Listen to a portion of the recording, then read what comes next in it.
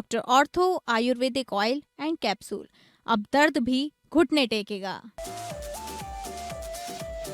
America का लगातार 8वीं रात ईरान पर हमला। ट्रंप बोले जॉर्डन में 2 सैनिकों की मौत के जवाब में कार्रवाई की। वहीं ईरान का अमेरिका को अल्टीमेटम, अमेरिकी हमले नहीं रुके तो शुरू करेंगे आर पार की जंग। 22 जुलाई को राम मंदिर ट्रस्ट की बड़ी बैठक। अयोध्या में मणि रामदास छावनी में होगी बैठक। चढ़ावा चोरी की एसआईटी रिपोर्ट से लेकर समितियों में बदलाव तक होगी चर्चा। केन बेतवा लिंक परियोजना के विरोध में जल सत्याग्रह करने वाले किसानों को पुलिस ने धरना स्थल से हटाया। केन बेतवा लिंक परियोजना के खिलाफ 21 गांव के किसान कर रहे हैं सत्याग्रह। आंदोलनकारियों का आरोप, उन्हें विस्थापन के बदले उचित मुआवजा, पारदर्शी सर्वे और सही पुनर्वास नहीं मिल रहा। फीफा फुटबॉल वर्ल्ड कप का फाइनल आज न्यू जर्सी स्टेडियम में स्पेन और अर्जेंटीना के बीच होगा महामुकाबला। मेसी और ट्रॉफी के बीच स्पेनिश चक्रव्यूह। अर्जेंटीना के पास 64 साल पुराना रिकॉर्ड दोहराने का मौका।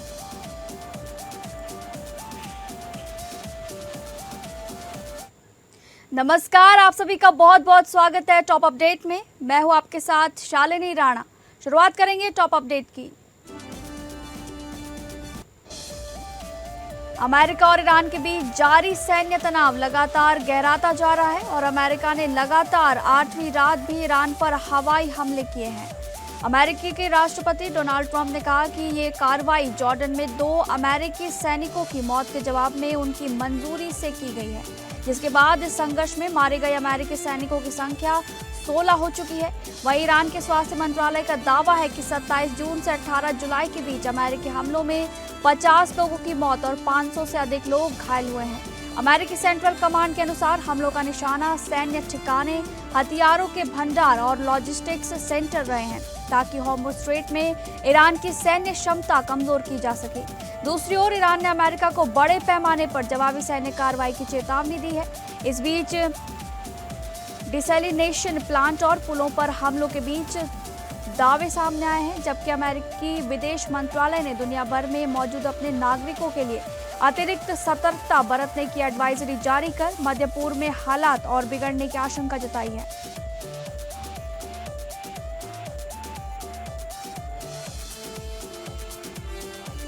मध्य प्रदेश के छतरपुर जिले में केन बेतवा लिंक परियोजना से प्रभावित किसानों और आदिवासियों के आंदोलन पर पुलिस ने कार्रवाई करते हुए प्रदर्शनकारियों को धरना स्थल से हटा दिया। विस्थापित परिवार कई दिनों से उचित मुआवजे, पारदर्शी सर्वे और सम्मानजनक पुनर्वास की मांग को लेकर चिता सत्याग्रह, जल सत्याग्रह और फांसी सत्याग्रह जैसे शांतिपूर्ण आंदोलनों के जरिए विरोध जता रहे थे। आंदोलन का नेतृत्व कर रहे अमित भटनागर पिछले 16 दिनों से अनिश्चितकालीन अनशन पर हैं और प्रदर्शनकारियों का आरोप है कि इस दौरान उनका केवल एक बार औपचारिक चिकित्सीय परीक्षण कराया गया। राष्ट्रीय परिप्रेक्ष्य योजना के तहत विकसित हो रही देश की पहली नदी जोड़ो परियोजना का उद्देश्य केन नदी का अधिशेष जल बेतवा नदी में पहुंचाकर बुंदेलखंड क्षेत्र में सिंचाई और पेयजल उपलब्ध कराना है। हालांकि प्रभावित परिवारों और पर्यावरण संगठनों का कहना है कि परियोजना से विस्थापन, पुनर्वास और पन्ना बाग अभयारण्य सहित जंगलों एवं वन्य जीवों पर गंभीर असर पड़ेगा, इसलिए वे लगातार इसका विरोध कर रहे हैं।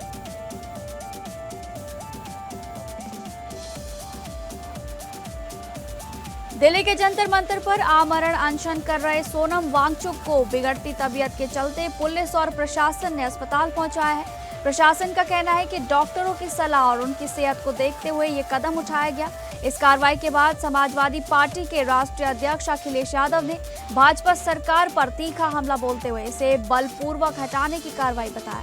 उन्होंने सोशल मीडिया पर पोस्ट कर इस कदम को निंदनीय करार दिया और सादे कपड़ों में मौजूद अधिकारियों की पहचान सार्वजनिक करने की मांग की। अखिलेश यादव ने कहा कि सोनम वांगचुक का इलाज न्यायिक निगरानी में कराया जाना चाहिए, क्योंकि उनका जीवन मानवता, पर्यावरण, विज्ञान और युवाओं के लिए बेहद महत्वपूर्ण है। वहीं दिल्ली पुलिस और प्रशासन ने स्पष्ट किया कि पूरी कार्रवाई केवल उनकी जान बचाने और समय पर आवश्यक चिकित्सा सुविधा उपलब्ध कराने के उद्देश्य से की गई है।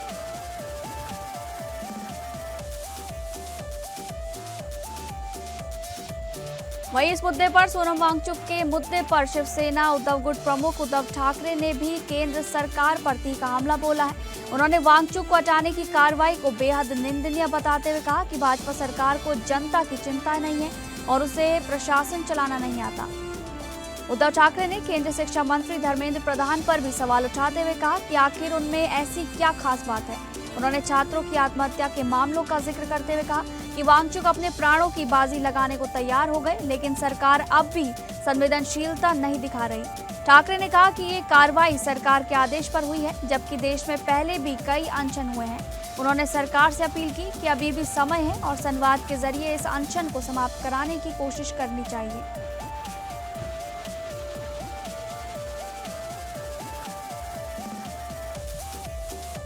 अयोध्या में 22 जुलाई को श्री राम जन्मभूमि तीर्थ क्षेत्र ट्रस्ट की अहम बैठक मणिराम दास छावनी में आयोजित होगी, जिस पर सभी की निगाहें टिकी हुई हैं। बैठक की शुरुआत पिछली बैठकों की कार्यवाही की पुष्टि से होगी, जिसके बाद ट्रस्ट की विभिन्न समितियों के पुनर्गठन और उनकी नई जिम्मेदारियों पर चर्चा की जाएगी। जरूरत पड़ने पर समितियों की संरचना में बदलाव का भी फैसला लिया जा सकता है। बैठक का सबसे महत्वपूर्ण एजेंडा राम मंदिर चढ़ावा मामले की जांच से जुड़ा है। यदि विशेष जांच दल यानी कि SIT अपनी अंतिम रिपोर्ट बैठक से पहले ट्रस्ट को सौंप देता है, तो उस पर विस्तार से चर्चा विचार विमर्श किया जाएगा। अध्यक्ष की अनुमति से अन्य महत्वपूर्ण विषयों को भी एजेंडे में शामिल किया जा सकता है। बैठक के बाद ट्रस्ट के प्रशासनिक फैसले, चढ़ावा जांच रिपोर्ट पर रुख और राम मंदिर के भविष्य के प्रबंधन को लेकर महत्वपूर्ण तस्वीर सामने आने की उम्मीद है।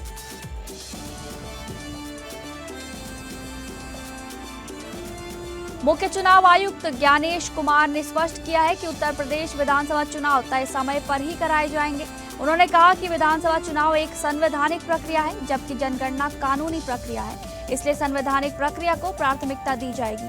गौरतलब है कि फरवरी-मार्च 2027 में यूपी विधानसभा चुनाव प्रस्तावित है, जबकि इसी दौरान जनगणना का तीसरा चरण भी निर्धारित है, जिसमें घर घर जाकर लोगों की गणना की जानी है। दोनों प्रक्रियाओं के एक साथ होने की संभावना पर उन्होंने कहा कि जरूरत पड़ने पर जनगणना के कार्यक्रम में आगे पीछे बदलाव किया जा सकता है। मुख्य चुनाव आयुक्त ने ये भी कहा है कि 22 मई 2027 से पहले हर साल में विधानसभा चुनाव संपन्न करा दिए जाएंगे।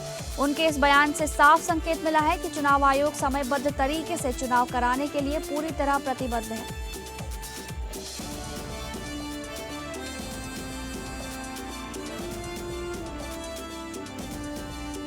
बॉलीवुड अभिनेता आमिर खान को लेकर सोशल मीडिया पर लॉरेंस बिश्नोई गैंग के नाम से कटे धमकी भरा पोस्ट और ऑडियो संदेश वायरल हुआ है। इसमें आमिर खान पर लव जिहाद को बढ़ावा देने का आरोप लगाते हुए उन्हें जान से मारने की धमकी दी गई है। मामला सामने आने के बाद मुंबई पुलिस ने जांच शुरू कर दी है और वायरल पोस्ट व ऑडियो की प्रामाणिकता की पड़ताल की जा रही है। फिलहाल स्पष्ट नहीं है कि धमकी वास्तव में किसने दी है। आमिर खान या उनकी टीम की ओर से भी अभी तक कोई आधिकारिक शिकायत दर्ज नहीं कराई गई है और न ही इस मामले पर कोई बयान जारी किया गया है। ये मामला ऐसे समय सामने आया है जब सलमान खान को मिली धमकियों को लेकर बिश्नोई गैंग पहले से ही चर्चा में है। फिलहाल पुलिस सभी पहलुओं की जांच कर रही है और धमकी को सत्यता की पुष्टि के बाद ही आगे की कार्रवाई की जाएगी।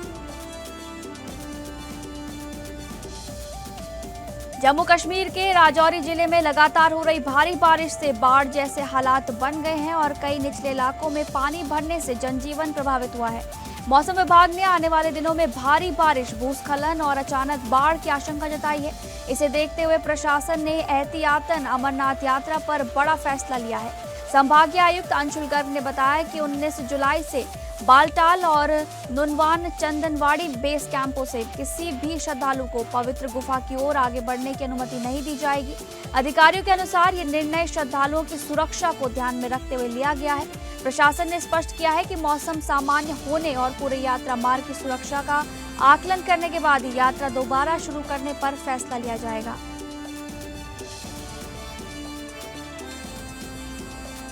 उत्तराखंड के बागेश्वर जिले के राजकीय इंटर कॉलेज भटखोला में प्रभारी प्रधानाचार्य दयानंद टमटा की स्कूल जाते समय धारदार हथियार से हत्या कर दी गई। इस मामले में आरोप विद्यालय से संबंध वरिष्ठ प्रशासनिक अधिकारी नवल किशोर सोराड़ी पर लगा है, जिसका वेतन लंबे समय से रुका होने की बात सामने आई है। बताया जा रहा है कि घटना से एक दिन पहले वेतन को लेकर आयोजित सरकारी कार्यक्रम में आरोपी और खंड शिक्षा अधिकारी के बीच तीखी बहस भी हुई थी। वारदात के बाद शिक्षा विभाग की भूमिका पर भी गंभीर सवाल उठ रहे हैं, क्योंकि तत्काल पुलिस में शिकायत दर्ज न किए जाने को लेकर स्थानीय लोगों में भारी नाराजगी है। लोगों का आरोप है कि विभाग अपने अधिकारियों को बचाने की कोशिश कर रहा है, जबकि पुलिस और शिक्षा विभाग की चुप्पी भी कई सवाल खड़े कर रही है। इस घटना से पूरे क्षेत्र में शोक और आक्रोश का माहौल है और तथा शिक्षक संगठनों और सामाजिक संस्थानों ने निष्पक्ष जांच और दोषियों के खिलाफ कड़ी कार्रवाई की मांग की है।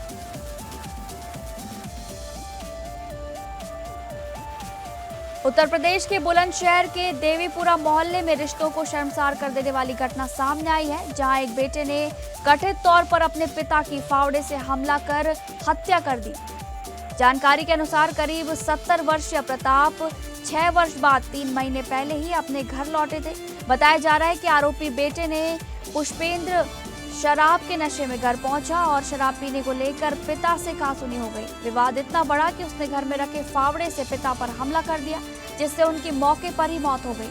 मृतक की बेटी पूजा ने बताया कि वो सुबह पिता से मिलकर ससुराल गई थी और बाद में भाई द्वारा हत्या किए जाने की सूचना मिली।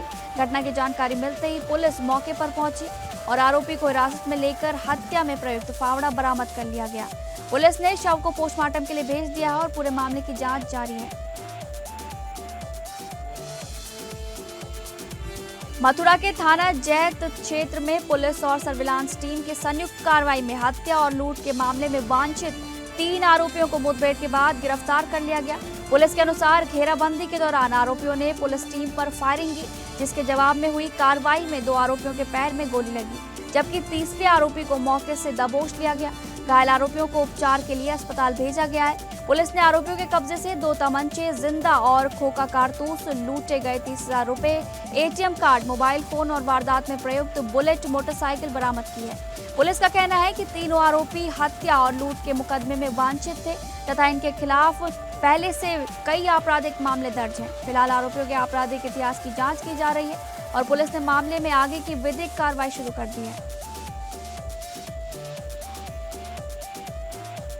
मैनपुरी के किशनी क्षेत्र में पुलिस और स्वाट टीम की संयुक्त कार्रवाई के दौरान औरैया के एक शातिर लुटेरे से मुठभेड़ हुई है। पुलिस के अनुसार घेराबंदी होते ही आरोपी ने फायरिंग शुरू कर दी, जिसके जवाब में हुई कार्रवाई में उसकी टांग में गोली लगी, जबकि बदमाश की गोली से एक सिपाही भी घायल बताए जा रहे हैं। दोनों घायलों को इलाज के लिए जिला अस्पताल में भर्ती कराया गया है। गिरफ्तार आरोपी सत्येंद्र के कब्जे से 35,000 रुपए नकद बरामद हुए हैं और उसकी बाइक की नंबर प्लेट व पहचान संबंधी विवरण काले टेप से ढके मिले। पुलिस के मुताबिक आरोपी का लंबा आपराधिक इतिहास है और वह लूट व हत्या समेत कई मामलों में वांछित रहा है। हाल ही में उस पर मैनपुरी में महिला से सोने की चेन लूटने का भी आरोप है। फिलहाल पुलिस ने आरोपी के खिलाफ मुठभेड़ सहित विभिन्न धाराओं में मामला दर्ज कर आगे की कानूनी कार्रवाई शुरू कर दी है।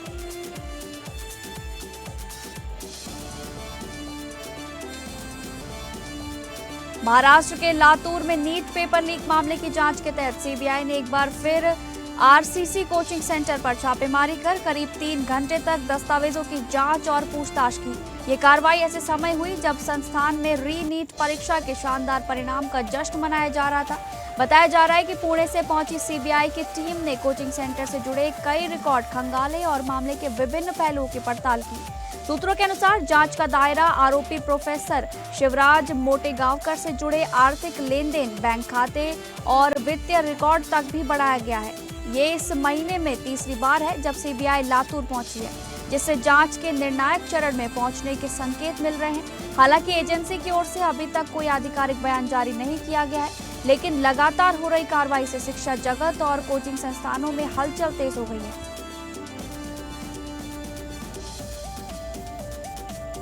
उत्तर प्रदेश के कौशाम्बी जिले में पुलिस ने 25,000 रुपए के इनामी आरोपी मोइनुद्दीन उर्फ इरफान को मुठभेड़ के बाद गिरफ्तार कर लिया। पुलिस के अनुसार आरोपी गौकशी के मामले में वांछित था और 14 जुलाई को नींबू के बाग में गौकशी की सूचना के बाद उसके खिलाफ मुकदमा दर्ज किया गया था।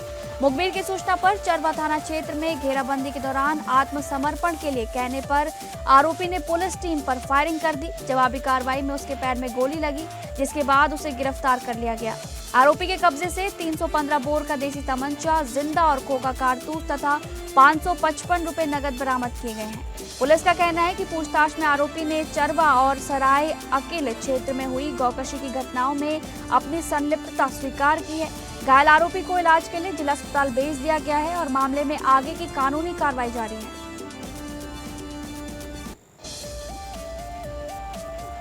उत्तर प्रदेश एसटीएफ ने कानपुर के हरबंश मोहाल क्षेत्र में बड़ी कार्रवाई करते हुए 171 जीवित प्रतिबंधित इंडियन रूफ्ड टर्टल के साथ एक वन्यजीव तस्कर को गिरफ्तार किया है। बरामद कछुए वन्यजीव संरक्षण अधिनियम 1972 के तहत संरक्षित प्रजाति हैं।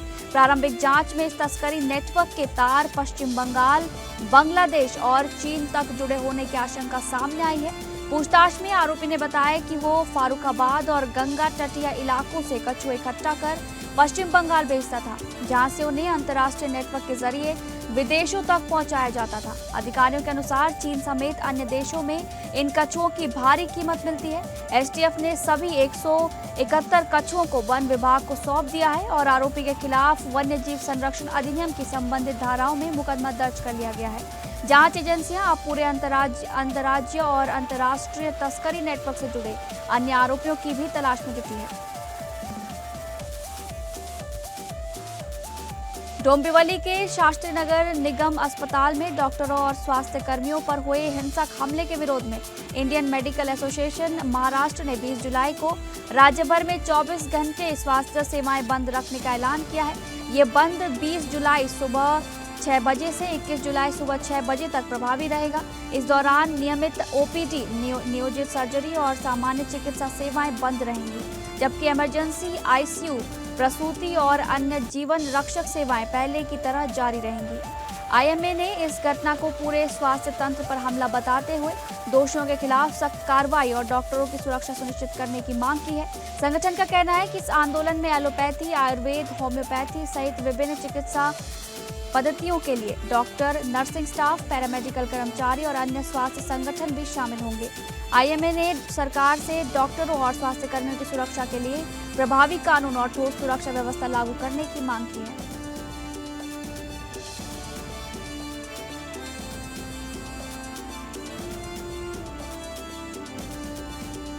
कांवड़ मेला 2026 के सुरक्षित और सुव्यवस्थित आयोजन को लेकर हरिद्वार में मुख्य सचिव आनंद बर्धन की अध्यक्षता में अंतर्राज्यीय समन्वय बैठक आयोजित की गई। बैठक में उत्तराखंड, उत्तर प्रदेश, दिल्ली, हरियाणा, राजस्थान, पंजाब और हिमाचल प्रदेश के अधिकारियों ने सुरक्षा, यातायात, भीड़ प्रबंधन, स्वास्थ्य सेवाएं और आपदा प्रबंधन को लेकर संयुक्त कार्य योजना पर चर्चा की। मुख्य सचिव ने निर्देश दिए कि कांवड़ यात्रियों की सुरक्षा सर्वोच्च प्राथमिकता रहेगी और सीमाओं पर संयुक्त चेक पोस्ट स्थापित किए जाएंगे। साथ ही सोशल मीडिया पर अफवाहों की निगरानी, यात्रा मार्गों पर पेयजल, चिकित्सा, स्वच्छता और अन्य मूलभूत सुविधाएं सुनिश्चित करने के भी निर्देश दिए गए।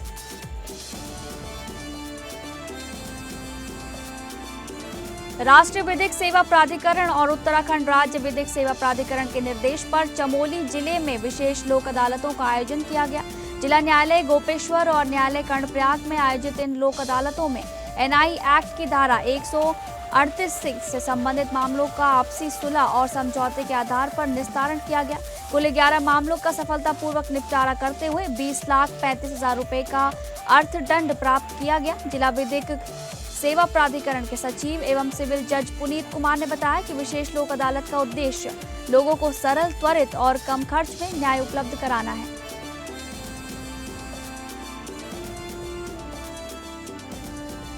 उत्तर प्रदेश के बदायूं जिले में 13 वर्षीय किशोरी से दुष्कर्म के मामले में वांछित आरोपी परवेज को वजीरगंज पुलिस ने मुठभेड़ के बाद गिरफ्तार कर लिया है। पुलिस के अनुसार गिरफ्तारी के दौरान आरोपी ने पुलिस टीम पर फायरिंग की, जिसमें एक आरक्षी के हाथ में गोली लगी। जवाबी कार्रवाई में आरोपी के पैर में गोली लगने के बाद उसे दबोच लिया गया। आरोपी के कब्जे से 315 बोर का तमंचा, 2 जिंदा कारतूस और 1 खोखा कारतूस बरामद किए गए हैं। पुलिस ने बताया कि आरोपी के खिलाफ बीएनएस, पॉक्सो एक्ट और SC/ST एक्ट की संबंधित धाराओं में मामला दर्ज है।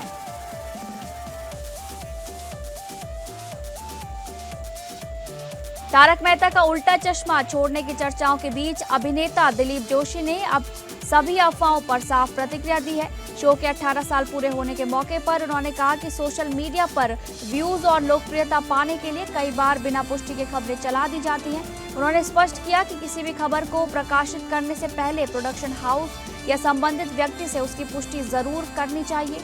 दिलीप जोशी ने स्क्रीन टाइम कम होने और शो छोड़ने की खबरों को भी बेबुनियाद बताया। उन्होंने जिम्मेदार मीडिया संस्थानों से तथ्य जांचने के बाद ही समाचार प्रसारित करने की अपील की।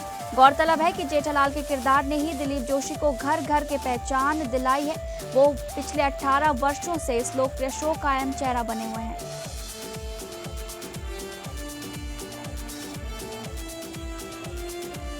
बहत्तरवें राष्ट्रीय फिल्म पुरस्कार में अभिनेता रणदीप हुड्डा को फिल्म स्वतंत्र वीर सावरकर के लिए सर्वश्रेष्ठ डेब्यू निर्देशक का राष्ट्रीय पुरस्कार मिला है। इस सम्मान पर खुशी जताते हुए रणदीप ने कहा कि ये उनके करियर की सबसे कठिन फिल्म रही, जिसने उनसे पहले कभी नहीं किया गया समर्पण और मेहनत मांगी। उन्होंने बताया कि फिल्म निर्माण के दौरान कई चुनौतियां आई, लेकिन पूरी टीम ने हार नहीं मानी। रणदीप ने इस फिल्म में अभिनय के साथ निर्देशन और सहलेखन की जिम्मेदारी भी निभाई है। उन्होंने कहा कि वीर सावरकर की कहानी को पूरी ईमानदारी और जिम्मेदारी के साथ दर्शकों तक पहुंचाना उनका उद्देश्य था। रणदीप ने इस उपलब्धि का श्रेय पूरी टीम को देते हुए उम्मीद जताई कि ये फिल्म नई पीढ़ी को वीर सावरकर के जीवन, संघर्ष और योगदान को जानने के लिए प्रेरित करेगी।